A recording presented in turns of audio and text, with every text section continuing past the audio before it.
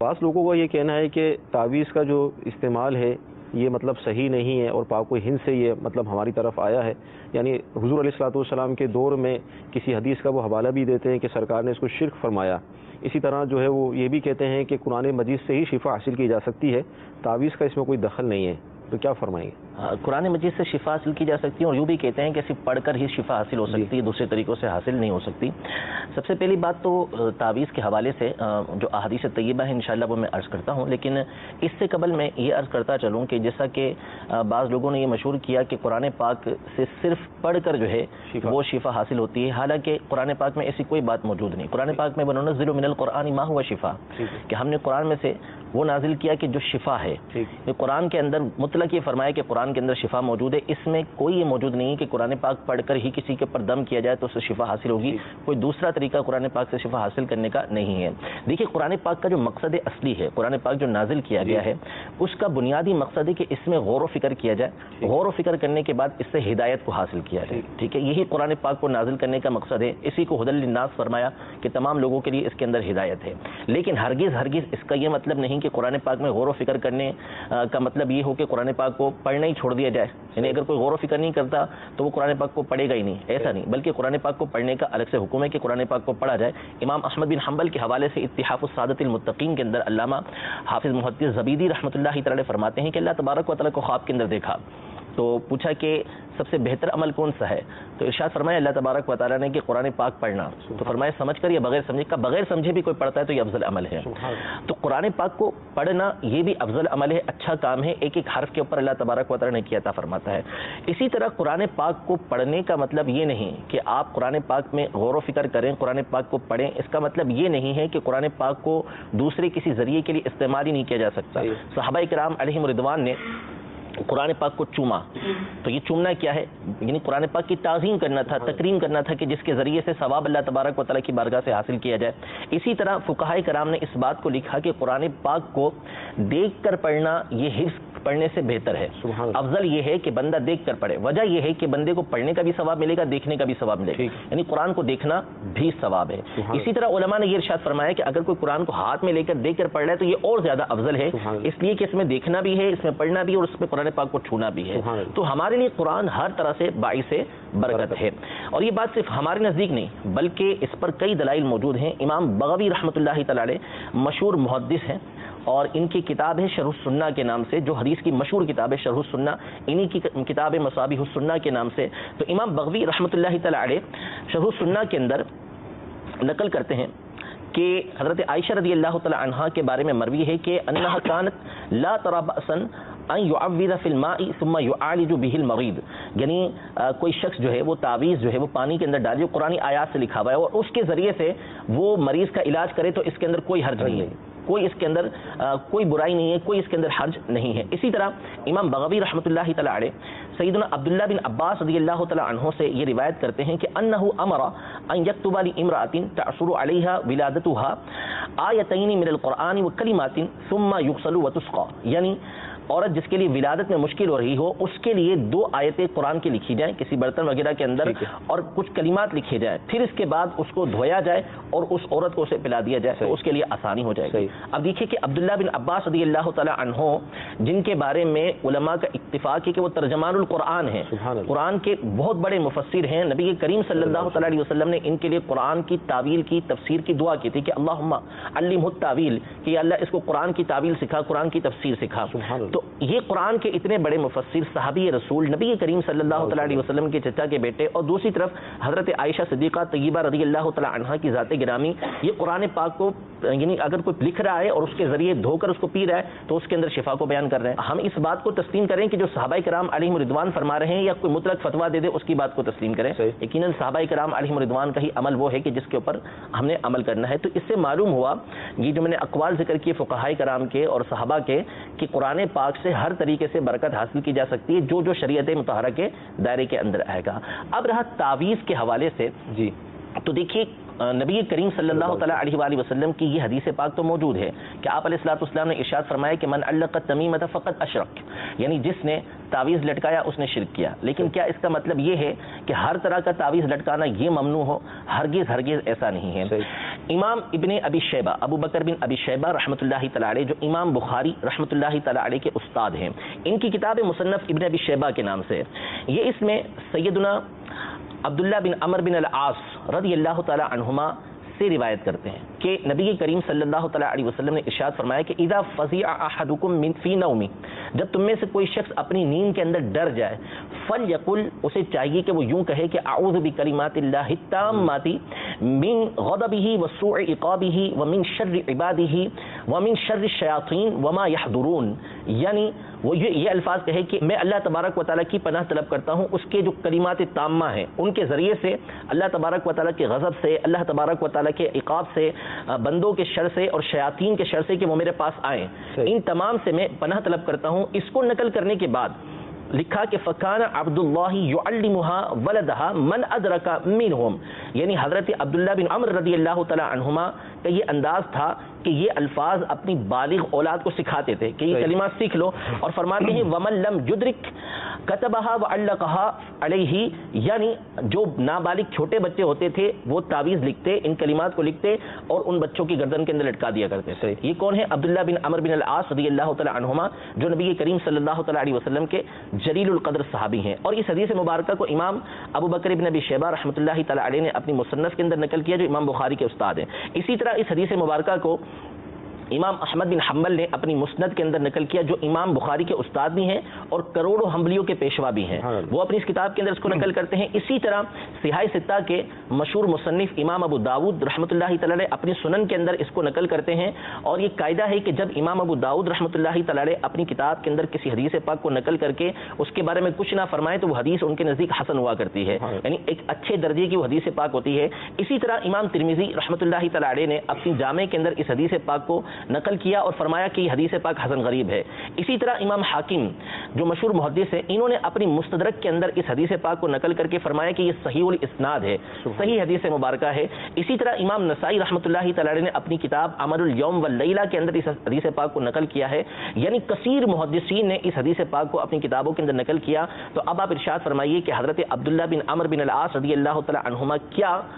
شرک کرنے والے تھے کہ جو انہوں نے تعویذ کو لٹکایا اپنے بچوں کے گلے کے اندر؟ ہرگز ایسا نہیں ہو سکتا کہ صحابی جو ہے وہ ایسا عمل کرے کہ جو شرک والا ہو اور اس پر وہ بات مخفی رہ جائے، پوشیدہ رہ جائے، کہ جس کی نبی کریم صلی اللہ تعالی علیہ وسلم نے شرک سے دوری فرمائی ہو کہ یہ شرک ہے، اس سے دور رہو، اور وہ صحابی پر مخفی رہے، ایسا نہیں ہو سکتا۔ امام ابن ابی شیبہ رحمۃ اللہ تعالی علیہ نے اپنی کتاب مصنف ابن ابی شیبہ کے اندر پورا ایک چیپٹر باندھا ہے، ایک پورا چیپٹر بنایا ہے، باب باندھا ہے، جس کا نام ہے من رخص فی تعلیق التعاویذ، یعنی ان علماء کے اقوال، ان فقہا کے، ان تابعین کے اقوال کہ جنہوں نے اس بات کی رخصت دی کہ گلے کے اندر تعویذ لٹکایا جائے۔ اب اس میں انہوں نے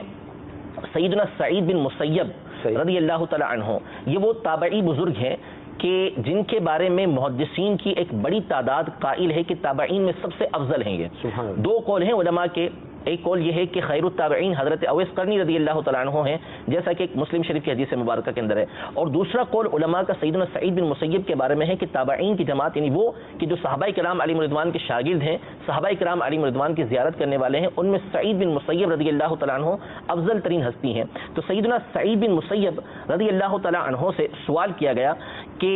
تعویذ کے بارے میں کیا حکم ہے؟ تو آپ نے فرمایا لا بأس به اذا كان في ادیم، یعنی اگر وہ کسی چمڑے وغیرہ کے اندر ہے تو اس میں کوئی حرج نہیں، اس کو پہنا جا سکتا ہے۔ یہ سعید بن مسیب رضی اللہ تعالی عنہ کا فتویٰ ہے۔ اسی طرح امام مجاہد رحمۃ اللہ تعالی علیہ، یہ جلیل القدر تابعی ہیں، سیدنا عبداللہ بن عباس رضی اللہ تعالی عنہما کے شاگرد ہیں، اور 3 مرتبہ سیدنا عبداللہ بن عباس رضی اللہ تعالی عنہما کے سامنے قرآن پاک پڑھا، اور فرماتے ہیں کہ ہر آیت پر رک کر میں نے اس کے بارے میں حضرت عبداللہ بن عباس رضی اللہ تعالی عنہما سے اس کا معنی معلوم کیا کہ اس کا مطلب کیا ہے۔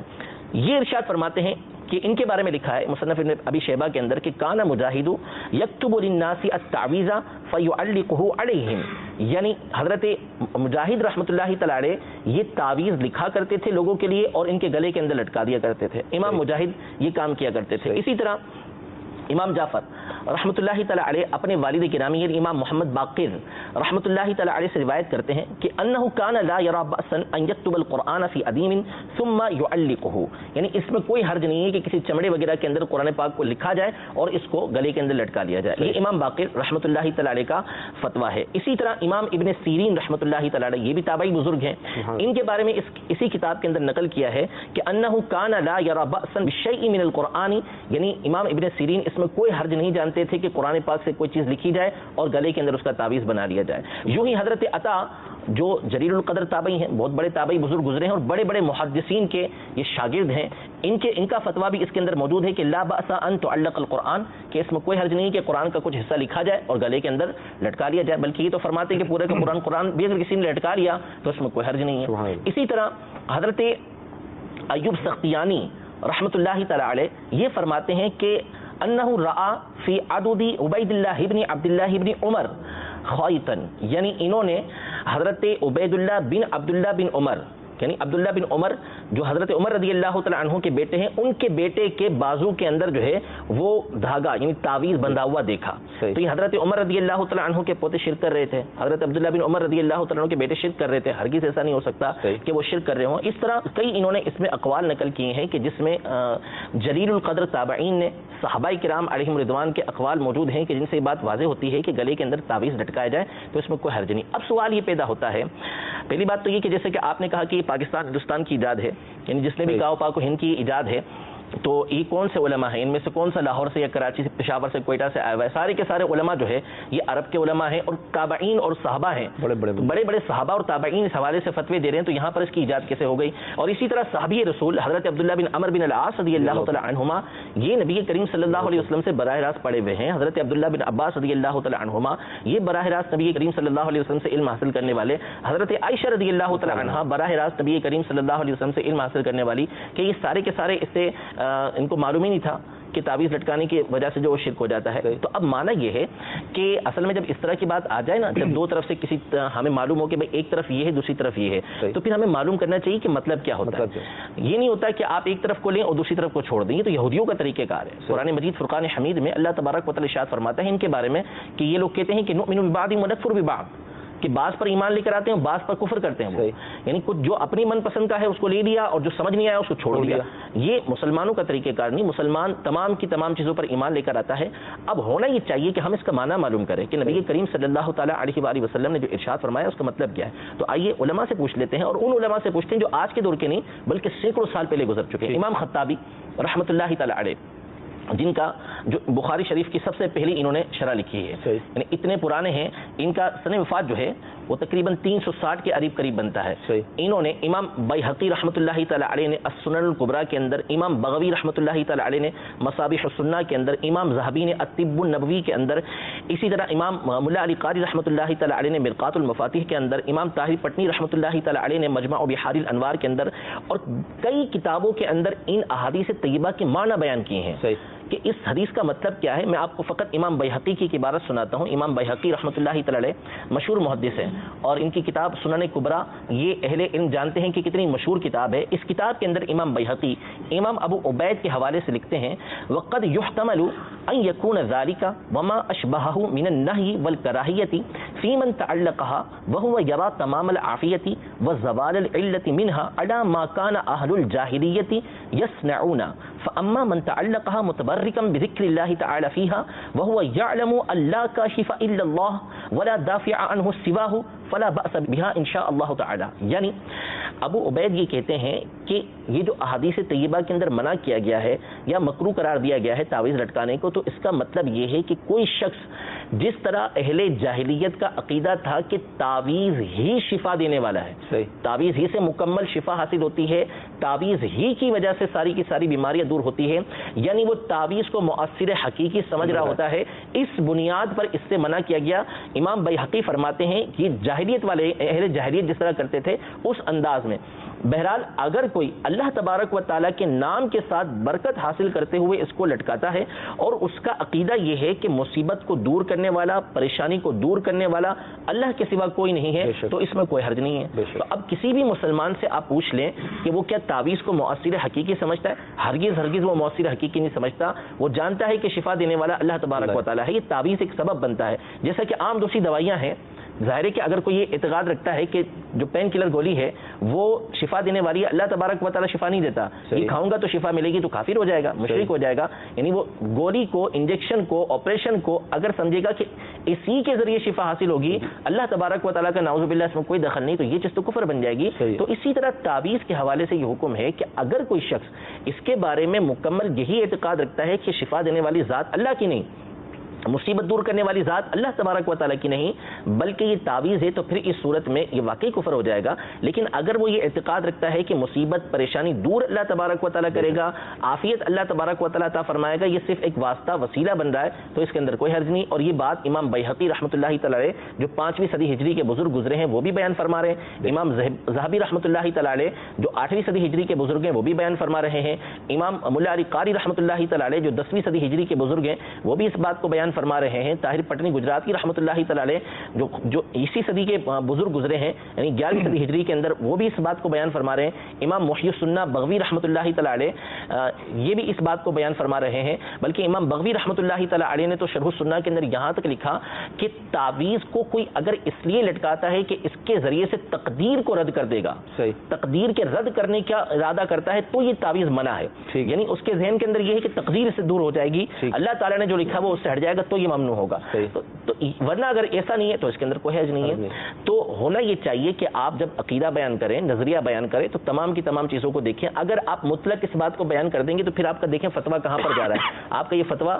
ایک حدیث صحیح جو ثابت حضرت عبداللہ بن عمرو بن العاص رضی اللہ تعالیٰ عنہما سے، ان پر بھی جا کے لگے گا، آپ کا یہ فتویٰ امام مجاہد پر بھی جا کے لگے گا، آپ کا یہ فتویٰ امام باقر رحمۃ اللہ تعالی پہ جا کے لگے گا، آپ کا یہ فتویٰ امام ابن سیرین پہ لگے گا، آپ کا یہ فتویٰ سعید بن مسیب پر جا کے لگے گا، آپ کا یہ فتویٰ حضرت عطا پہ جا کے لگے گا، آپ کا یہ فتویٰ حضرت عبداللہ بن عمر رضی اللہ تعالیٰ عنہم کی ذات پہ جا کے لگے گا۔ یعنی اتنے بڑے بڑے فقہا، اتنے بڑے بڑے محدثین، یہ تو میں نے محدثین کے اقوال ذکر کیا۔ اگر آپ فقہائے کرام کی کتابوں کے اوپر آئیں تو رد المختار ہو یا تحتاوی ہو، ہماری فقہ حنفی کے اندر تو اس کی اجازتیں موجود ہیں، ٹھیک ہے، کہ پوری کتابوں کے اندر اس کی ابحاث موجود ہیں، تو ان تمام کے اوپر آپ کا فتویٰ جا کے لگے گا اور یہ سارے کے سارے مشرک قرار پائیں گے۔ تو ہونا یہ چاہیے کہ آپ دونوں طرح کی باتوں کو دیکھیں۔ تو وہاں پر جو تعویذات لٹکائے جاتے تھے جس سے منع کیا گیا وہ شرک و کفر والے الفاظ ہوا کرتے تھے، اس لیے علماء نے فرمایا کہ اگر نعوذ باللہ اس کے اندر شرک و کفر والے الفاظ ہیں تو ہم بھی اس کو کفر کہتے ہیں، کہ یہ چیز جائز ہی نہیں ہے کہ شرک و کفر والے کلمات جو ہے وہ بندہ اپنے گلے کے اندر لٹکائے۔ اگر اس کو معلوم ہے کہ اس کے اندر شرک و کفر والے الفاظ موجود ہیں اور پھر اس پہ راضی ہو کر کوئی لٹکا لیتا ہے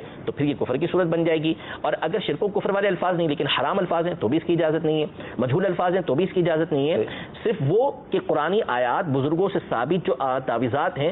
جو صحیح ہیں ان کو لٹکانے کی شریعت مطہرہ اجازت دیتی ہے، اور یہی تعویذ جو ہے وہ اہل سنت استعمال کرتے ہیں۔ باقی اس کے علاوہ شرک و کفر والے کلمات تو تصور ہی نہیں ہے کہ کوئی سنی جو ہے اس کو اپنے گلے کے اندر لٹکائے۔ قرآن کی آیات سے ماخوذ کچھ باتیں ہوتی ہیں اسی کو جو ہے وہ لکھ کر لٹکا لیا جاتا ہے، یا ان کے عادات ہوتے ہیں جس کو لکھ کر جو ہے وہ لٹکا لیا جاتا ہے اور اس کے ذریعے شفا حاصل ہوتی ہے، اور شفا دینے والی اللہ تبارک و تعالیٰ کی ذات ہوتی ہے۔ یہ صرف واسطہ اور وسیلہ بنتے ہیں۔